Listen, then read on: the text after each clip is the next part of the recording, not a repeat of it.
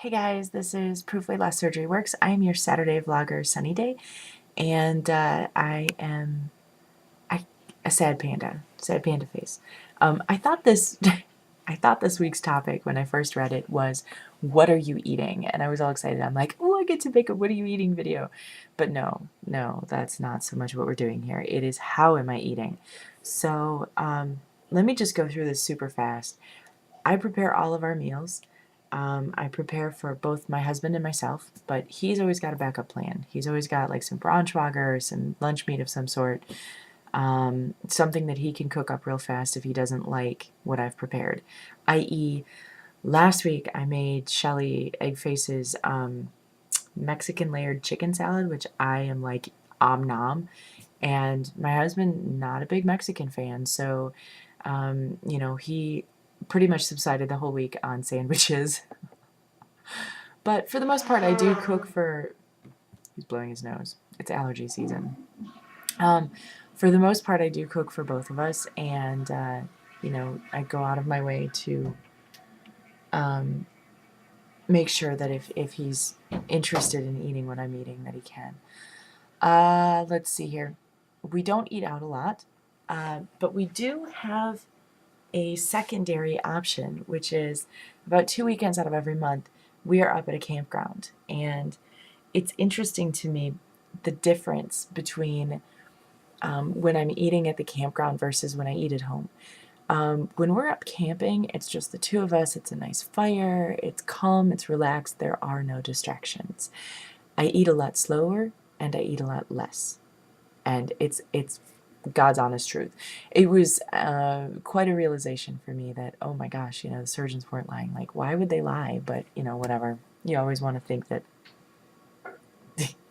if it's inconvenient, it must not be true. So, yeah, so when I'm camping, I am definitely, I eat a lot less and I eat a lot more slowly. When I'm at home, my husband and I, it's hit or miss if we're eating together. We have busy schedules. We're doing a lot of things, again, with the food. Sometimes he doesn't like what I've prepared. And I made that chicken salad last weekend and it's still up there. I can noodle on something I make the whole week. Just one dish. So it's a mixed bag for that. And we eat 99% of our food in front of the TV. I find I do eat a little bit more slowly when I eat in front of the computer, only because, there's typing involved and there's mousing involved and different things, that actually require interaction, whereas in front of the television, it's all just sitting there. The way I deal with eating in front of the TV, and by the way, I have eaten in front of the TV from day one post-op. I controlled it initially with my little 2-minute timer. I controlled my bites, and it because I used it for so long, it really gave me a good baseline of how slowly I should be eating. And I think that I've been really actually pretty good about it, if I'm not beating myself up today. I'm actually pretty right where I should be. My surgeon's guidelines are up until 6 months out, you take 45 minutes to eat. 6 months or more, you take 20 to 30 minutes to eat. And I am right about 20 minutes. Sometimes it's a lot more slowly. And if I'm at a restaurant or something like that, it is a lot more slowly. So that, yes, there is a difference between sitting down and no distraction eating for me versus eating in front of the TV. However, I've managed to keep the TV eating slow enough that it's not too much of an impediment. The way I deal with eating in front of the TV is I sit on the couch, TV's here.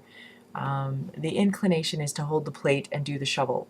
And instead what I do is I hold the plate, I take a bite, I put the fork back on the plate, and the plate goes on the coffee table. I sit back and chew and watch my show or whatever. So yeah, there's a couple places I won't eat. I refuse to eat in the car.